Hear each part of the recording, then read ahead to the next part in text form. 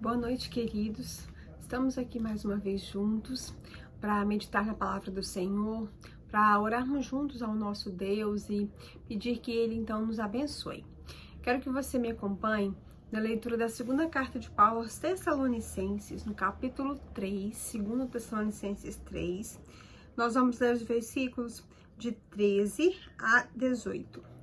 2 Tessalonicenses 3, de 13 a 18. São os últimos versículos dessa carta do apóstolo Paulo. Diz assim: E vós, irmãos, não vos canseis de fazer o bem. Caso alguém não preste obediência à nossa palavra, dada por essa epístola, notai-o, nem vos associais com ele, para que fique envergonhado. Todavia, não considereis por inimigo, mas adverti-o como irmão. Ora, o Senhor da paz, Ele mesmo, vos dê continuamente a paz em todas as circunstâncias. O Senhor seja com todos vós. A saudação é de próprio punho. Paulo, este é o sinal em cada epístola, assim é que eu assino. A graça de nosso Senhor Jesus Cristo seja com todos vós. Amém. Amém. Irmãos, é maravilhoso quando nós percebemos a estratégia de Deus, né? A estratégia que Deus usou para disseminar a sua palavra pelo tempo e pela humanidade, que foi então a Bíblia, a compilação escrita da palavra de Deus e as cartas que Paulo escrevia às igrejas, né? Com certeza naquela época Paulo jamais imaginou que essas cartas que ele escreveu às igrejas fossem então ser a base do evangelho neotestamentário. Mas é maravilhoso como Deus planeja e faz com que tudo aconteça perfeitamente, da maneira como tem que ser, da maneira como deve ser. E hoje nós podemos ter acesso a esse conteúdo, é através dele que nós então conhecemos a Cristo, é através dele que nós então firmamos a nossa esperança, a nossa redenção, a nossa salvação. E Paulo escreveu então 2 cartas à igreja de Tessalonicenses, né? Depois de um breve tempo que ele envia a primeira carta, que está aqui em 1 Tessalonicenses, ele envia essa segunda carta, que é a segunda carta de Paulo aos Tessalonicenses. A igreja de Tessalonicenses, ela nasceu debaixo de uma intensa perseguição por parte dos romanos, né? Tá lá em Atos 17, nos versículos de 4 a 6. E a perseguição, em vez de acabar, ela só aumentou. Então, a igreja de Tessalonicenses era uma igreja que sabia o que era ser perseguida, que nasceu e cresceu em meio à perseguição. E isso é uma coisa interessante. A igreja de Deus, ela não sucumbe às perseguições, mas ela avança. Porque quando ela é perseguida, o amor de Cristo aumenta no coração daqueles que estão na igreja. E a igreja, então, é capaz de vencer as perseguições. Na primeira carta que Paulo escreveu aos Tessalonicenses, ele tratou de alguns aspectos da vida futura, né? Como a situação daqueles que morrem, tá lá no capítulo 4 de 1 Tessalonicenses, a segunda vinda de Cristo, tá lá no capítulo 5, e ele deu então detalhes sobre outros problemas que eram enfrentados pela igreja de Tessalônica. E agora, nessa segunda carta, Paulo então começa a encorajar os crentes que ainda estão passando por uma forte tribulação. E ele diz então que o consolo dos salvos tem suas raízes no passado e suas esperanças no futuro. Ele diz, olha, vocês estão sendo atribulados, mas quando isso acontecer, lembrem-se de tudo que Deus já fez por vocês, lembrem-se da história de Cristo, lembrem-se de como a salvação de vocês foi conquistada e olhem para o futuro. Lembrem que a verdadeira esperança de vocês está no que ainda vai acontecer, está na glória que ainda há de ser revelada quando Cristo vier novamente ou quando nós então nos encontrarmos com Ele. E Paulo então consola o coração daqueles irmãos com esses 2 conselhos, para que eles se lembrassem do que eles já tinham vivido com Cristo e para que olhassem então para o futuro. Ele fala também aqui do dia do Senhor, da maneira como a igreja deveria tratar os crentes que estavam rejeitando os ensinos da primeira carta de Paulo, rejeitando os ensinos da igreja. E ele exorta que os irmãos, a igreja, não deve se cansar de fazer o bem. É o que nós lemos aí nesse primeiro versículo, no versículo número 13. Paulo diz: olha, vocês não se cansem de fazer o bem. E isso às vezes é tão difícil, né, irmãos? Porque no meio das nossas dificuldades, às vezes nós desanimamos. E às vezes nós lidamos com a ingratidão das pessoas, às vezes a gente espera, né, por sermos humanos, algum tipo de reconhecimento. Mas Paulo está dizendo, olha, vocês não devem se cansar de fazer o bem, mesmo se vocês forem tratados de um modo injusto, porque nunca é entre vocês e as outras pessoas, é sempre entre vocês e Deus, é o que vocês fazem para o Senhor. A motivação para fazer o bem deve ser a vontade de fazer a vontade do Senhor. E ele diz então, não se cansem de fazer o bem, apesar das tribulações, das perseguições, das injustiças. Ele lembra então que nós, como igreja, como servos do Senhor, nós estamos sob ataque, mas Deus então nos cobre debaixo das suas asas. Nós somos perseguidos, irmãos, nós somos atribulados, mas Deus é a nossa cidade refúgio. E por mais que nós sejamos o alvo do ódio consumado do maligno, Deus é fiel para nos guardar de todo o perigo. E nós devemos então nos lembrar disso. E nesses versículos finais que nós lemos, Paulo então fala de 3 tesouros. 3 tesouros que nós temos como igreja do Senhor. 3 tesouros que nós só encontramos em Cristo. E 3 tesouros dos quais nós podemos desfrutar enquanto vivemos aqui. Porque já foi nos dado, já foi nos outorgado por Cristo através do seu sacrifício, da sua morte, da sua salvação, da salvação que Ele nos oferece. E ele fala então sobre 3 tesouros que nós temos como servos do Senhor, como igreja do Senhor.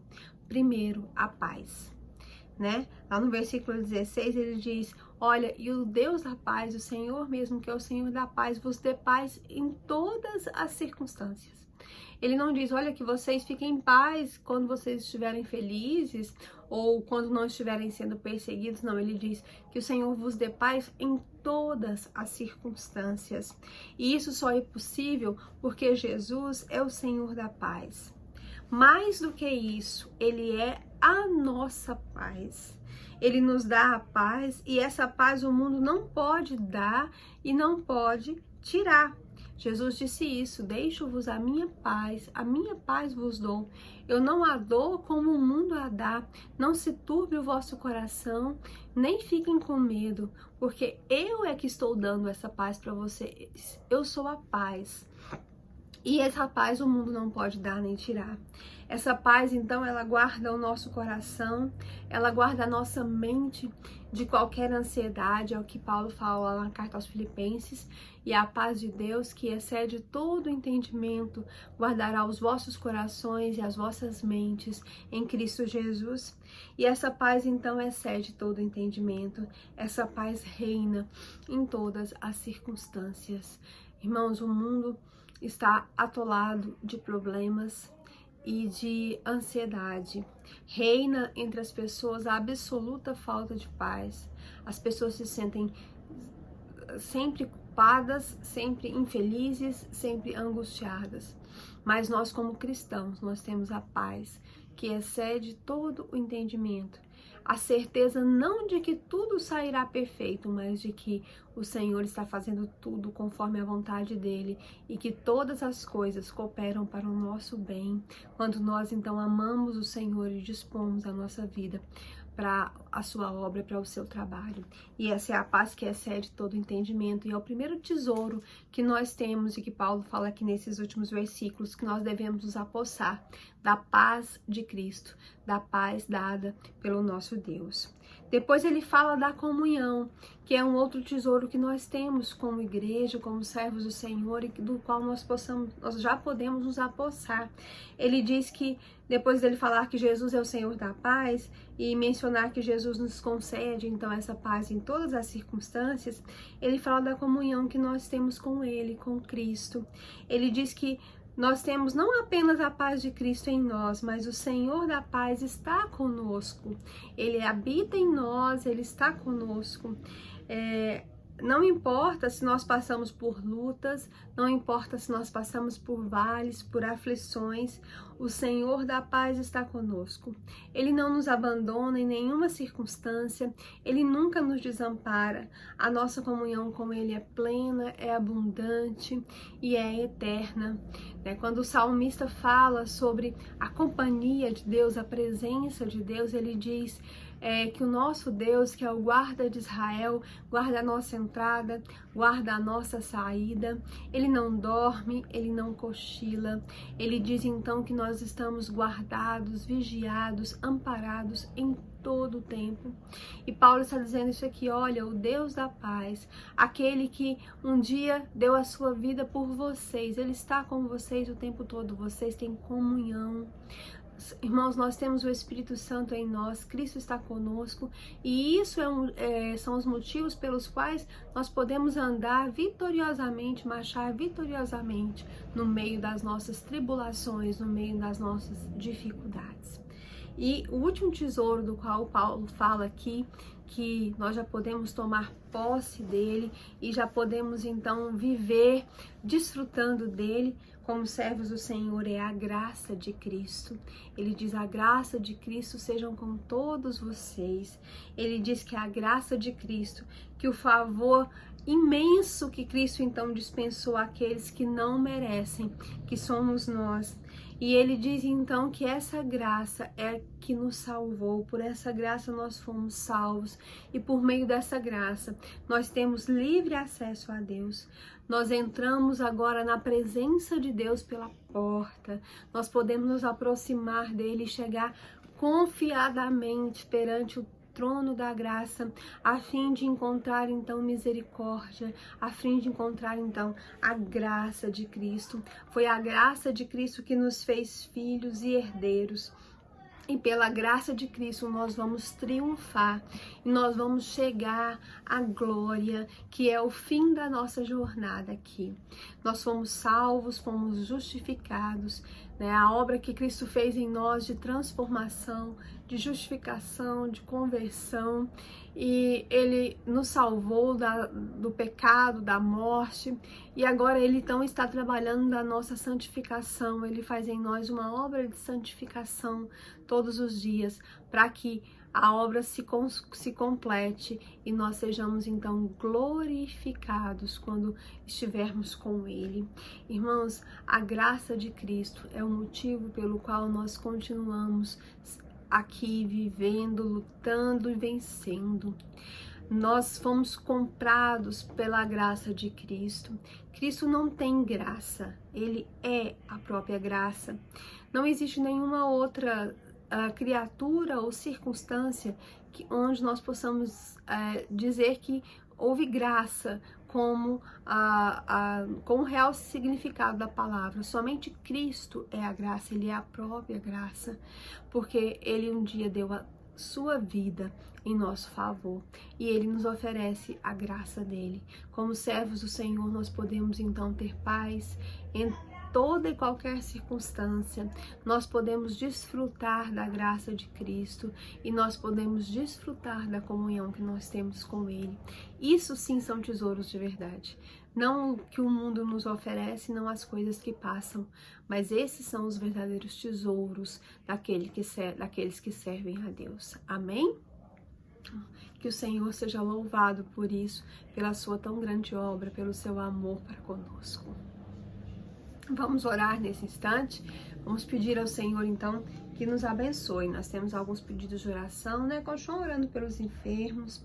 Vamos orar pelo irmão da irmã Conceição, que está enfermo, precisando de uma vaga numa UTI. Vamos orar para que o Senhor então providencie, abençoe. Vamos orar também pelo Micael, filho de um pastor em Rondônia. Ele está enfermo, acho que com suspeita de esquistossomose, é uma doença grave. Vamos orar por ele, para que Deus esteja abençoando. Também o marido da Luciana, que está na UTI do Garavelo e está realmente mal com Covid, a prima da irmã Lucineide também. Vamos lembrar desses pedidos, e assim como de todos os outros que nós temos orado, Nós temos colocado então na presença do Senhor. Vamos orar nesse instante. Deus de graça, Deus de paz, Deus de misericórdia, Deus com quem nós temos comunhão por meio de Cristo Jesus. Senhor, nós te adoramos. Ó Deus, nós te adoramos, ó Deus, porque o Senhor um dia nos permitiu ter acesso direto ao Senhor. O Senhor nos permitiu, ó Deus, estar na tua presença, meditar na tua palavra. O Senhor nos permitiu que nesse instante nós possamos dizer: Senhor, nos enche com os verdadeiros tesouros, ó Deus, com a tua graça, com a tua paz, com o teu amor, com a tua misericórdia. Senhor Jesus, esteja conosco. Ó Deus, nós bendizemos o teu nome, porque o Senhor é santo, porque o Senhor é bom, é justo em todo o tempo. Ó Deus, nós te exaltamos porque o Senhor é perfeito. Nós te exaltamos porque o Senhor é Deus sobre todas as coisas. E nesse instante queremos te pedir que o Senhor nos perdoe os pecados, ó Deus, aquilo que fizemos, ó Deus, e que não te agrada, aquilo que não, ó Deus, está de acordo com a tua vontade para nós, a nossa rebeldia, o nosso orgulho, as palavras torpes da nossa boca, os pensamentos vãos do nosso coração, ó Deus, aquilo em que nós nos perdemos, os caminhos por onde nós nos desviamos da tua vontade, que o Senhor possa nos perdoar, ó Deus, que o Senhor possa nos limpar de toda a iniquidade, de todo o pecado, que o Senhor possa nos ensinar a viver na tua dependência, de acordo com a tua vontade, que possamos estar sempre dispostos a fazer aquilo que o Senhor espera de nós. Ó Deus, muito obrigada porque nós podemos confiar no Senhor. Nós te agradecemos pelo sustento, nós te agradecemos, ó Deus, pelas bênçãos derramadas, pela segurança que temos. E nesse instante nós colocamos diante do Senhor, ó Deus, as nossas vidas, a vida dos enfermos. Ó Deus, quantas pessoas estão lutando contra o Covid, nos hospitais, ó Deus, e nas suas casas, nas UTIs, nas enfermarias. Aquelas pessoas estão ali desesperadas, ó Deus, clamando por cura. Deus, o nosso mundo está doente, o nosso mundo está enfermo. Ó Deus, e nesse instante nós queremos colocar diante do Senhor. Ó Deus, nós somos a tua igreja e nós temos a resposta, ó Deus, para essa tragédia que o mundo está vivendo, e a resposta é nos ajoelharmos diante do Senhor e orarmos, ó Deus, e buscarmos a tua face e nos convertermos dos teus maus caminhos. Essa é a resposta que o mundo precisa. Senhor, desperta os nossos corações para isso. Nós precisamos ser tocados e, ó Deus, precisamos nos levantar para orar, para clamar, para levantar as nossas vozes aos céus e dizer: Senhor, cura a nossa nação, Senhor, cura o nosso povo, Senhor, tem misericórdia. Ó Deus, nós sabemos que o Senhor tem um propósito de despertamento para a tua igreja. Manifesta, ó Deus, o poder do teu Espírito Santo. Acorda a tua igreja, ó Deus. Acorda aqueles, ó Deus, que estão à mercê dos acontecimentos, achando que podem simplesmente se omitir, ó Deus, diante do que está acontecendo no mundo. Ó Deus, acorda cada um. Ó Deus, é tempo de pregar, é tempo de falar, é tempo de anunciar que Jesus Cristo está voltando. Ó Deus, abençoa os enfermos com essa enfermidade tão grave. O esposo da Luciana, lá naquela UTI, a prima da irmã Lucineide, com eles todos os outros, que o Senhor tenha misericórdia. Tenha misericórdia dos enlutados, ó Deus, aqueles que perderam seus entes queridos e que choram a partida de alguém que amavam, que se sentem tristes e desesperados nesse momento. Ó Deus, que o Espírito Santo console, conforte o coração de cada um. Senhor Deus, abençoa cada família. Ó Deus, abençoa cada um que está passando por dificuldades financeiras, emocionais, de relacionamento, ó Deus, que o Senhor tenha misericórdia. Cada um que está enfrentando outra enfermidade que não o Covid, como o irmão da irmã Conceição, ó Deus, que o Senhor possa ter misericórdia. O Micael, ó Deus, também o irmão Feliciano, a Regina, todas as pessoas que estão enfermas, a Ana Carolina, que continua naquele tratamento, que o Senhor possa estender a sua mão sobre a vida dela, abençoa a família dela, a Juliana, em todas as suas dificuldades, que o Senhor possa estar abençoando a vida da Juliana, que o Senhor possa estar abençoando a vida da irmã Elcio, da sua família, que o Senhor possa estar abençoando a vida de cada irmão, cada família da igreja, aqueles que estão buscando emprego, como a irmã Kelly, que o Senhor possa estar abrindo portas, ó Deus, aqueles que têm se sentido andando desanimados, que o Senhor possa estar trazendo de volta para a tua casa, despertando, tocando em cada coração. Aqueles que têm se embaraçado e gastado o seu tempo com outras coisas, ó Deus, que o Senhor possa estar despertando. Abençoa cada um, ó Deus, abençoa a igreja, abençoa os teus servos. Ó Deus, nós te pedimos que o Senhor abençoe as famílias e aqueles familiares e amigos dos nossos irmãos que ainda não são crentes. Ó Deus, nós temos orado diante do Senhor durante todo esse tempo, pela família da irmã Maria de Fátima, pela família do irmão Tim, da irmã Helenita. Ó Deus, e que o Senhor possa operar uma obra de salvação nessas vidas. Acrescenta a tua igreja, aqueles que estão sendo salvos.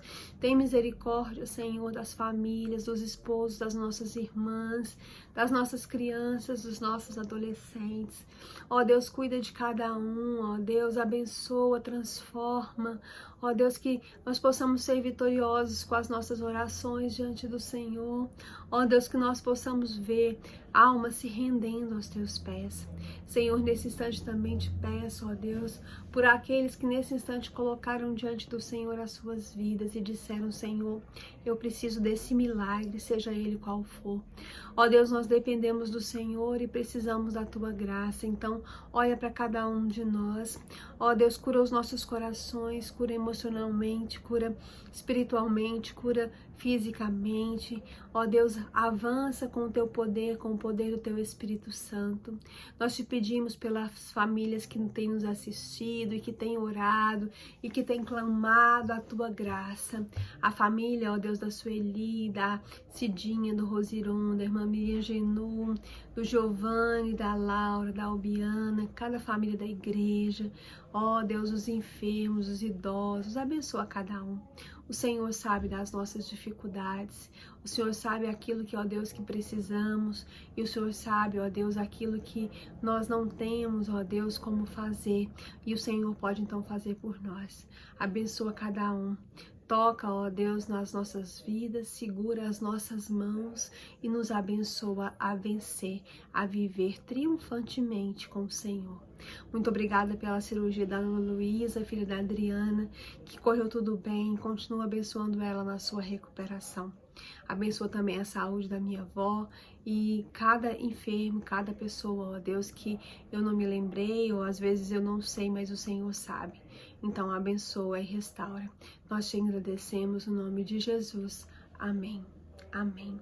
Que o Senhor nos abençoe, abençoe as nossas vidas. Nós precisamos do Senhor todos os dias, cada dia mais e mais.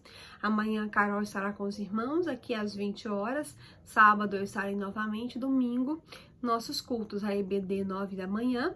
E 19 horas, nosso culto noturno, nosso culto de louvor e adoração. E os nossos cultos, eles são presenciais, mas são transmitidos ao vivo pelo Facebook. Então você pode acompanhar se você não puder estar presente. Que o Senhor te abençoe em nome de Jesus. Amém. A paz que vem de Cristo alivia o cansaço, ilumina o caminho e alegra cada passo.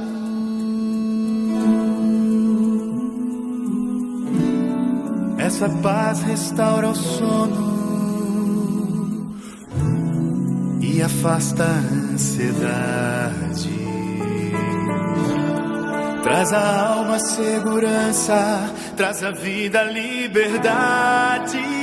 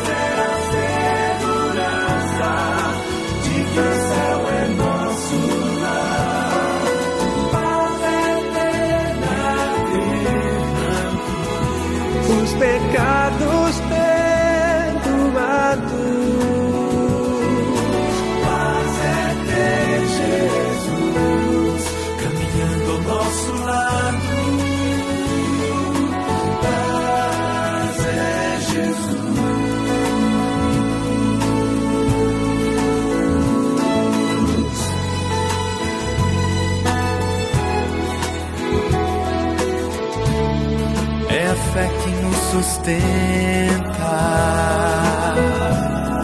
neste mundo pecador. É o amor que nos orienta, mesmo em meio a tanta dor. O futuro é de paz pra quem sabe